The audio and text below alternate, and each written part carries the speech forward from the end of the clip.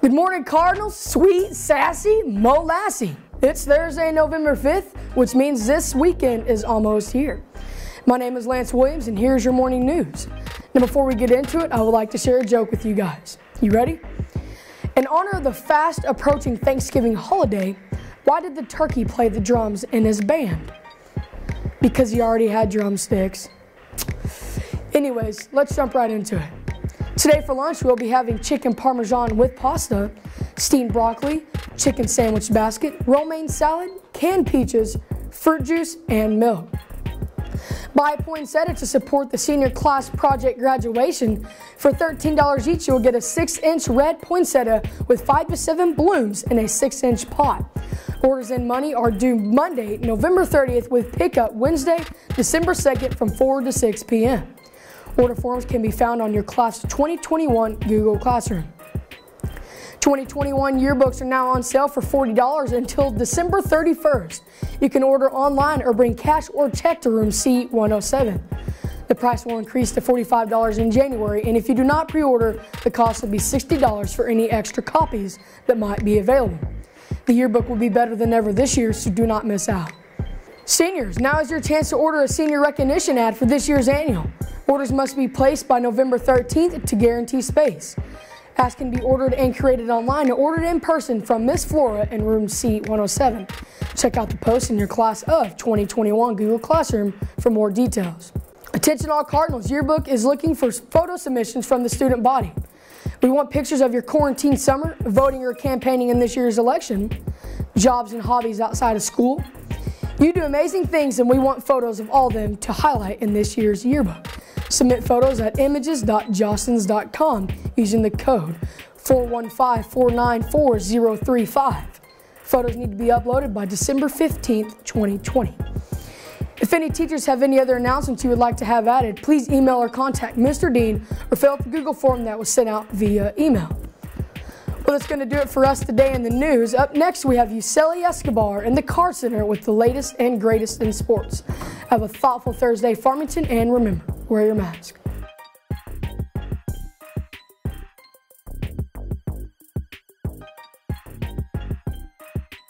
Thanks, Lance. Good morning, Farmington. I'm Yuseli Escobar in the Cart Center, bringing you all the latest and greatest in sports. The Cardinal football team will be back in action tomorrow night against the Alma Airedales in Alma at 7 o'clock p.m., with this game being the last regular season game for many football seniors.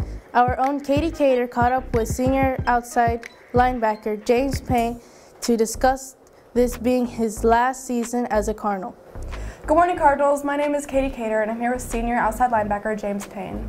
Looking back, what are some of your favorite memories being a Farmington football player? Yeah, I think starting back with Pee Wee and junior high, just being able to play with the guys I've grown up with my whole life, and then these last couple of years with the traveling and the pregame meals and getting up on Saturday mornings, you know, it's been a blast that I wouldn't trade that time for anything. How do you think your training has differed from sophomore to junior and now senior year?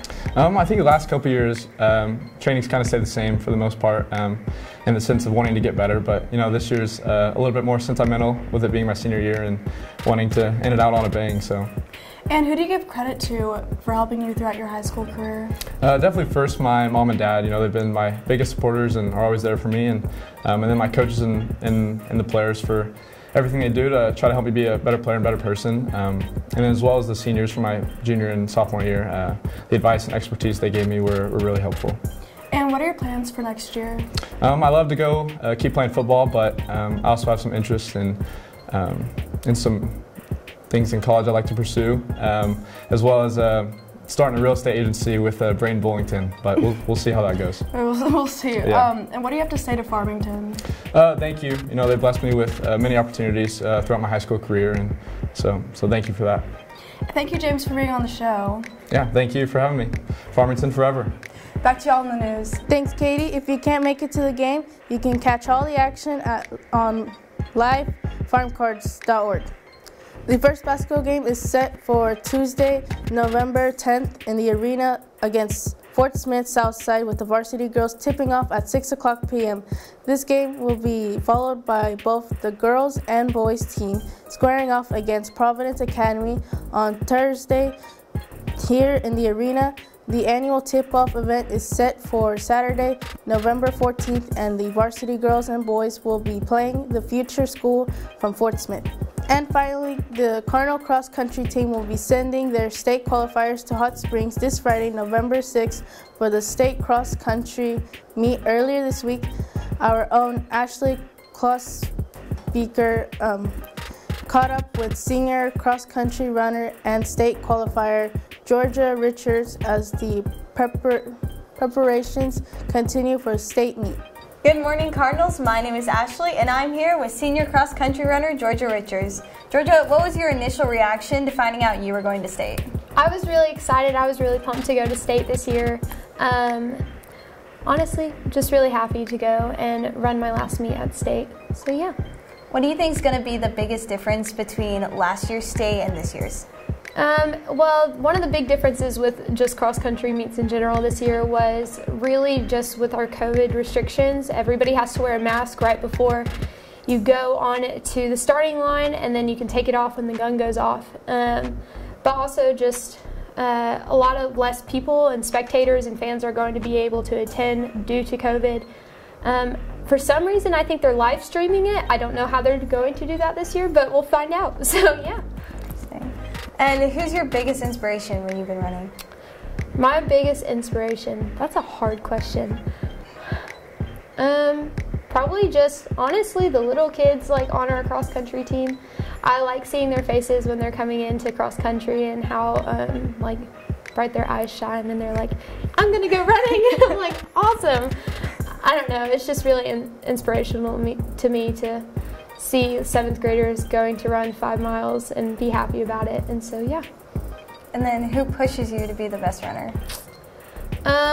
Cross country is a self like motivating sport. You have to really be able to motivate yourself, but also just probably my team and Coach Jones. They really motivate me to be a better runner and be the best I can be, so yeah.